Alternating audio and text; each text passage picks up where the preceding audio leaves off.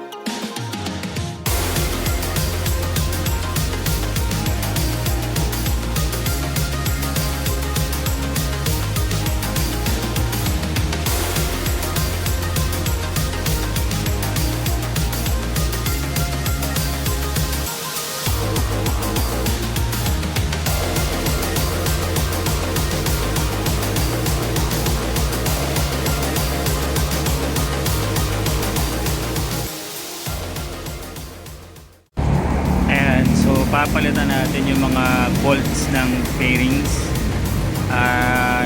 ng stainless, pati itong part na to.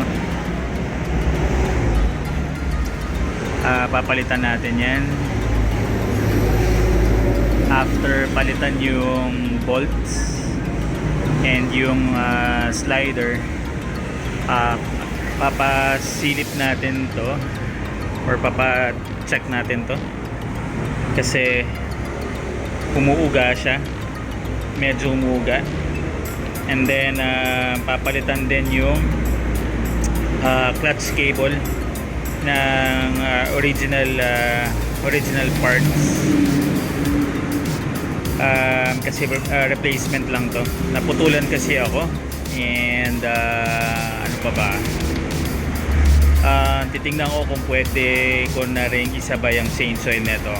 But technically ang mga papalitan lang is yung frame slider, yan yung original, and then yung mga bolts ng fairings papalitan kasi medyo nangangalawang na siya. And then yung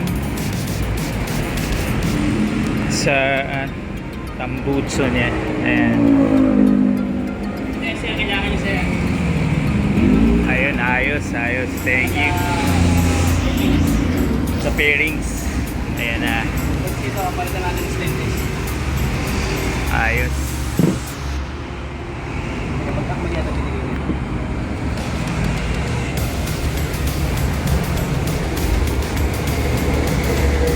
So, kung iisip ko kung ano yung itsura ng ng RS200 natin na hubad, ito siya.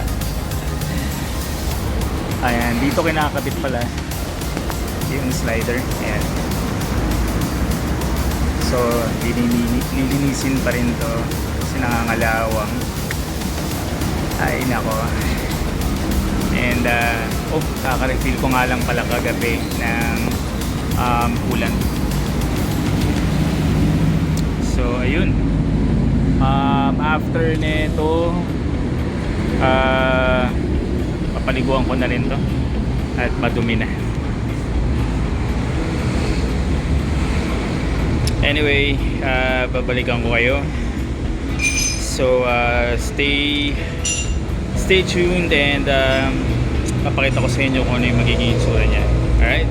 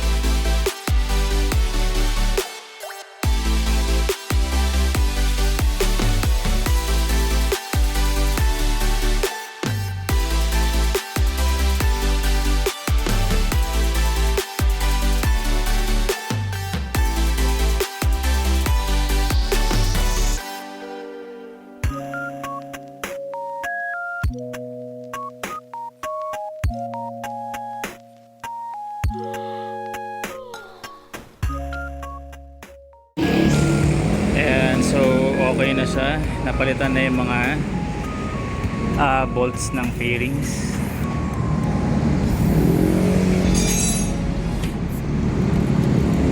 And then yung frame slider napalitan na rin.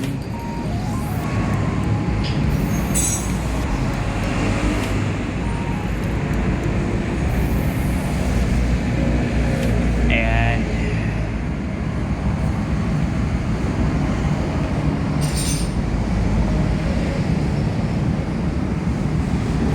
So okay na siya. And then yung clutch cable napalitan na rin. And then ang problema nito is yung knuckle bearing. So kailangan palitan. So medyo tatagal pa tayo dito.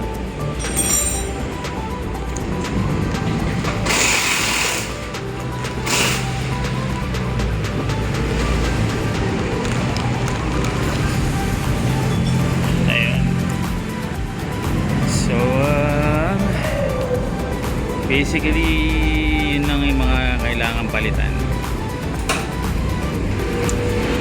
Anyway, matagal to mga peeps. So I'll see you on the next clip. Okay?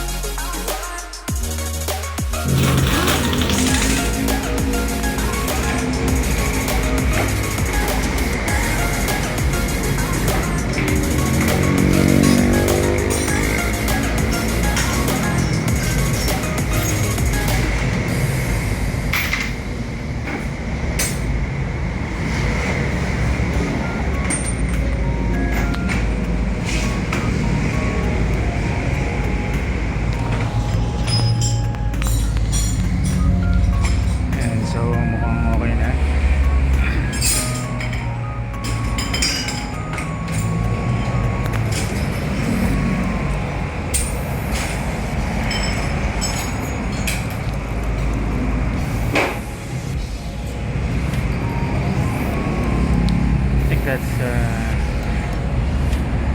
45 minutes.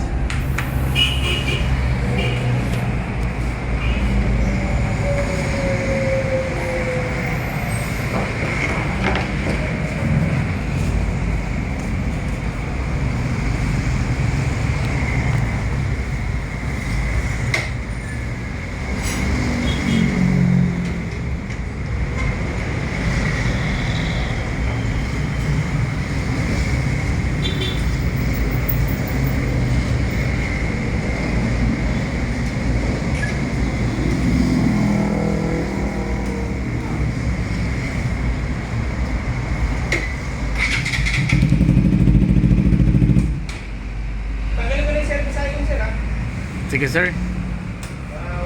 Bakit ka nagsasama na eh? Okay.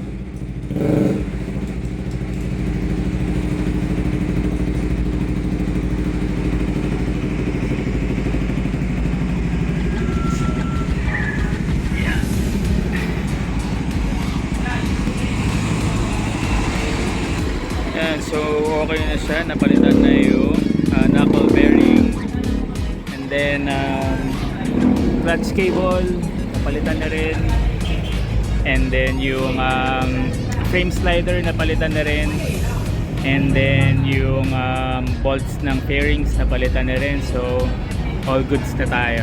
Ang sarap sa pakiramdam. Anyway, test drive siya to ensure na okay yung bike.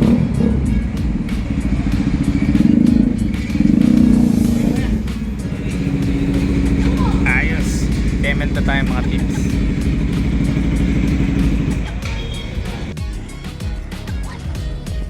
So ayun na nga mga peeps, kailangan na natin tapusin tong video na to, and ayun, so umiiyak na ang langit, so kailangan na natin tapusin to.